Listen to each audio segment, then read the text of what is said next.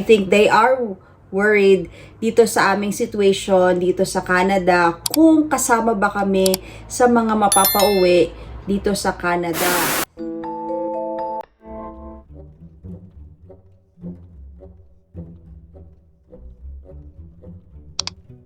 Ang family tradition na yata namin ng Halloween na bukod sa Christmas.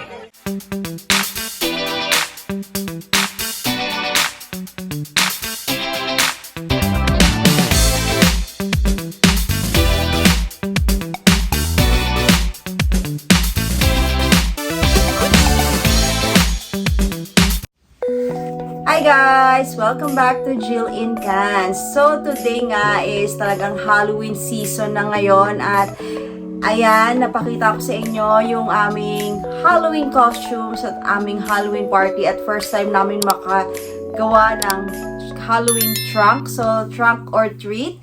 At medyo konti lang yung candies namin, naubusan kami kasi akala namin, nawala sa isip ko na kailangan pala magbigay ng treat. So, naubusan kami ng candy kaya si Celestia ay pinasyal muna namin at siya muna ay nag-trunk or treat para may candy kami pamigay. Ayan. So, anyway, wala lang, mga diskarte lang yan for fun. So, okay. So dahil nga marami tayong trick or treat or trunk or treat ngayon, ang isa sa mga treats na natanggap ko dahil Sunday ngayon sa simbahan ay meron akong natanggap na isang cookie from Cookie Bliss. So, titikman natin to guys at kung gusto nyong i-follow, dito siya sa Edmonton. So, minsan may mga events sila dito sa Edmonton na nag-join sila. Yung mga, anong tawag doon? Yung parang mga Changi dito sa Edmonton. Nagjo-join siya minsan doon at minsan makikita nyo ang Cookie Bliss. So, ilalagay natin yung kanilang link dyan sa ating description box.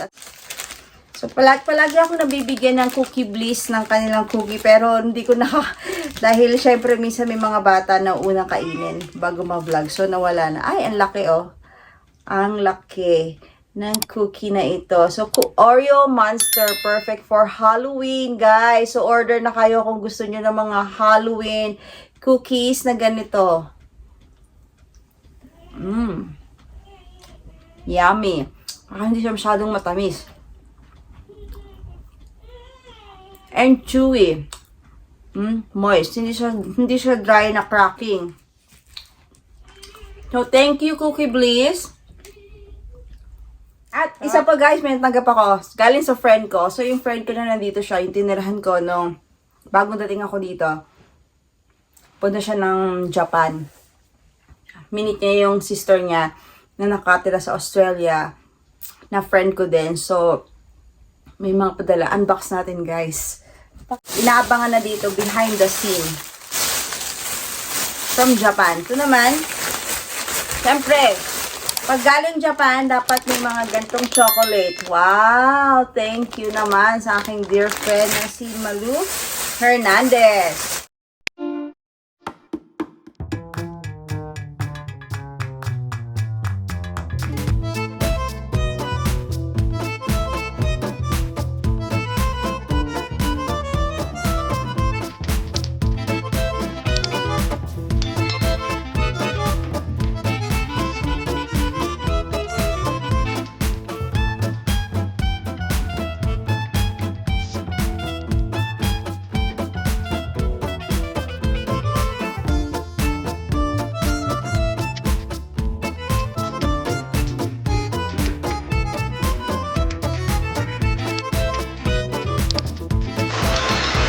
So, kagabi nga pala guys, gusto kong i-share sa inyo na habang nag-i-edit ako or nagtitingin-tingin ng mga pictures namin kagabi para i-upload sa Facebook page, sa aking personal account, yung mga nangyari sa Halloween na masaya, 'di ba? So, kasi first time nga na yung mga anak ko ay nag-DIY on their own ng mga costumes na yan. So anyway, habang yun nga ako ay nasa social media kagabi, ay nakatanggap ako ng message. So dalawa sila, sabay, halos sabay. Tapos yung message nila halos pareho din. Nag-send sila sa akin ng link ng tungkol sa mga temporary foreign workers na ito. So ito yung mga nangyayari ngayon dito sa Canada. So shout out nga pala sa aking uncle na si Jerome Posadas. He is based in Cebu now. So, kasama niya yung family niya. Doon sila nakatira for ilang years na din. Ayan. So, isa siya nag-send sa akin. At ang isa pa na nag-send sa akin ay ang aking pinsan naman na ngayon ay nasa Baguio. So, shout out sa aking cousin na si Norman Albarico. So, thank you for sending that reels na yun. So, ito yung reels na yun, guys. So, medyo magkaiba sila ng reels na sinend, pero isa lang yung content na ito. Ito yung tungkol sa mga temporary foreign workers dito sa Canada na mass deportation ng mga TFW. So, I think they are worried dito sa aming situation dito sa Canada kung kasama ba kami sa mga mapapauwi dito sa Canada. So, sa ngayon guys, ay hindi po kami makakasama doon. So, thankfully naman po ay hindi kami kasama doon sa mga mapapauwi dahil po kami, ang permit namin ngayon, nakakatanggap po lamang ay yung PGWP or the Post-Graduation Work Permit dahil nga nag-aral po tayo dito ng 2 years. So, meron ding mga sinasabi na kasama din yung mga students. Nakalagay kasi doon yung mga student visas, work permits, ganyan. So, dahil yung iba din, I think, for some reason, yung mga nagkaroon ng tightening sa mga pagkuha ng PGWP, which is yung nagkaroon ng requirements for the CELPIP and or IELTS, no? So, yung English test requirements. So, I think, kung hindi mo maipass yun or hindi ka makaabot dun sa level na gusto nila, yung mga CLB 4 for colleges and CLB 6 for universities, I think, ay hindi ka mabibigyan ng PGWP. So, you have no choice but to leave Canada. So, meron po tayo nun at nakatanggap na nga tayo ng PGWP. Pero yung mga ibang kababayan po natin dito sa Canada na under ng temporary foreign work permit na hindi na marirenew ay sad to say, isa-isa nga po silang umuuwi ngayon sa Pilipinas. Hindi lang naman po sila yung mga TFW, hindi lang naman yung mga kapwa Pilipino natin dito, pati yung mga ibang lahi din na nandito na dumadaan din sa ganitong sitwasyon. So, nakakalungkot nga pong isipin na yung mga iba dito ay talagang mga 3 years to 7 years and sometimes siguro may 10 years din na work permit na sila dito, no? So, hindi ko alam ano yung mga case nila kung bakit hindi nila na workout yung PR nila dahil siguro is low wage stream sila, so mas mababa yung sweldo nila. So, depende rin po yan kung paano sila ma-qualify kasi minsan, if you are TFW, kung gusto mong makapag-apply for permanent residency, kailangan mo syempre mag-comply sa mga requirements, especially kasama na dyan yung mga pagkuha ng English test, tapos kung yung kind of work ba na meron ka ay kasama doon sa mga PR o kaya na pwede mabigyan ng invitation to PR.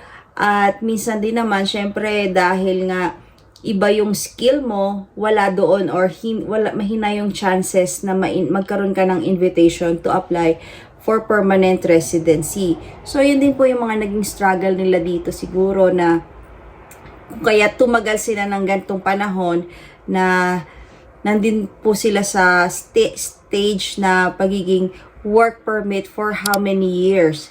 Ayan. So, bakit nga ba? Ano nga ba yung dahilan, guys? Bakit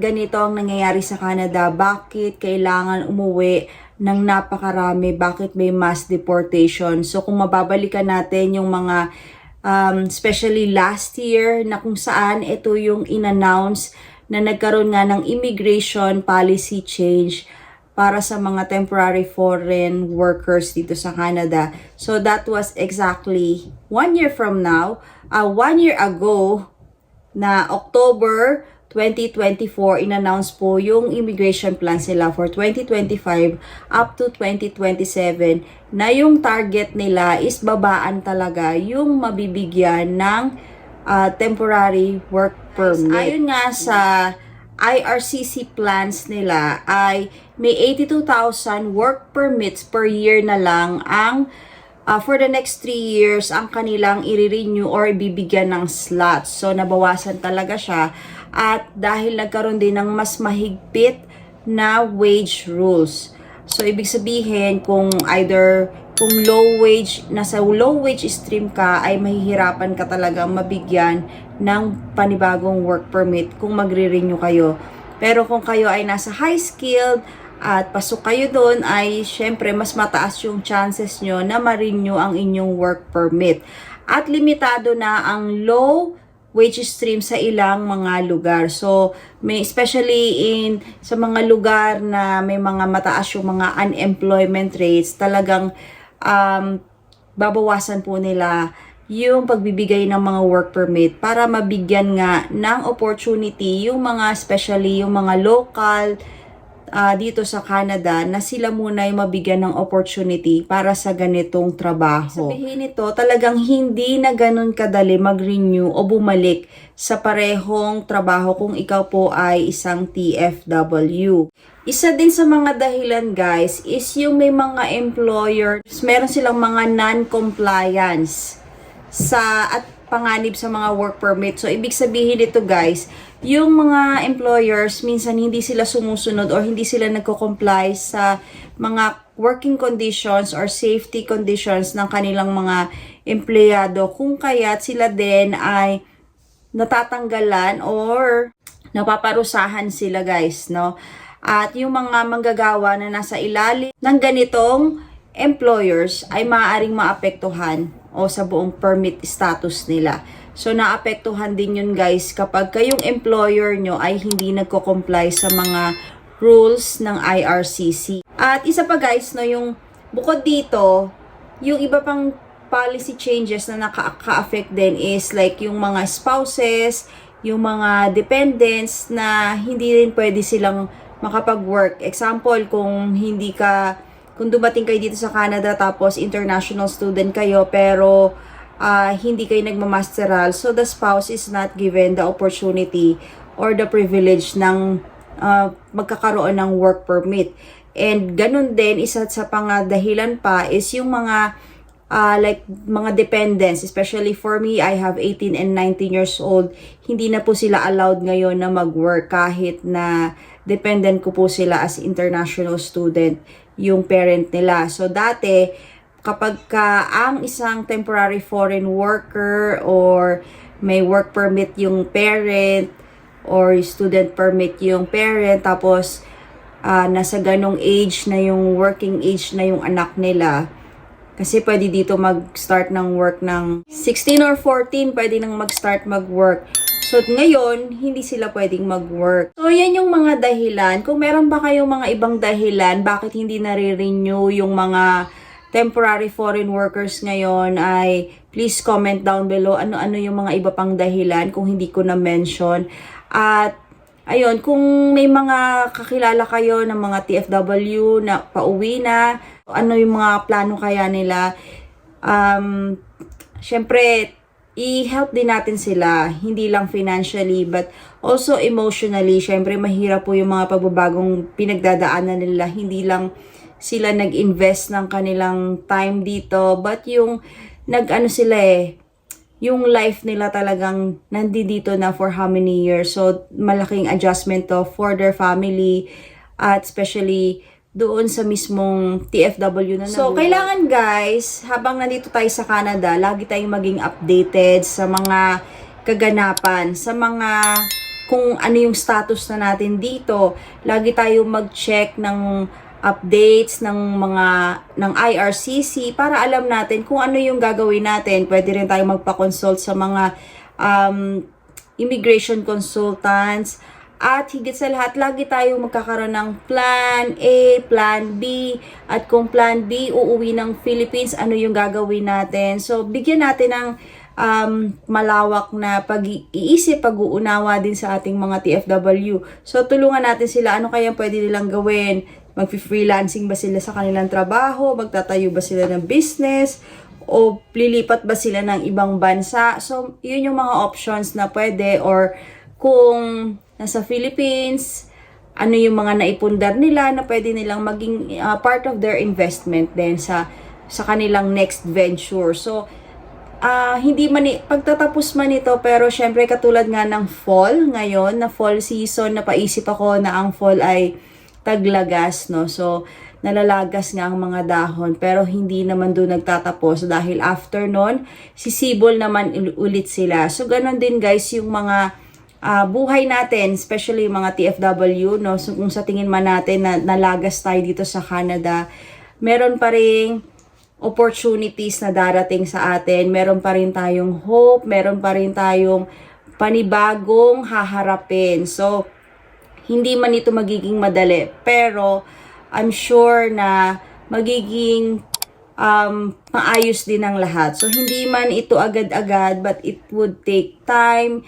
at maraming adjustments, but it will for sure, kung patatagin lang natin ang ating kalooban sa pinagdadaanan ngayon, ay sisibol din muli ang ating yung mga pag-asa natin na yung sa magandang buhay, ganyan. So, makakahanap naman tayo ng ways, bibigyan tayo ng Panginoon ng paraan, paano natin ma-achieve yung mga goals natin sa buhay. At higit sa lahat guys, isa pa nga pala, no, yung mga documents natin dito sa Canada, importante na itago natin yan, yung mga payslips, yung mga job offers natin, napaka-importante na meron tayo yan para kung saan man ay pwede nating magamit yan.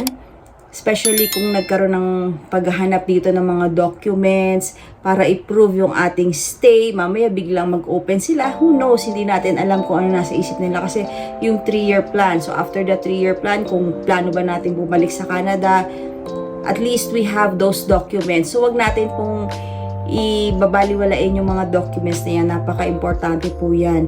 So, yun lang po. At kung meron kayong mga comments and suggestions, please comment down below. At ayun, so sa ating mga TFWs, nandito man kayo or pauwi or still here holding on, ay saludo po kami sa inyong lahat. So kami rin ay temporary foreign workers dito. Kasama na rin kami doon. Pero hindi po kami kasama doon nga sa mga mapapauwi dahil kami ay isa ngayon ay nasa PGWP or Post Graduation Work Permit.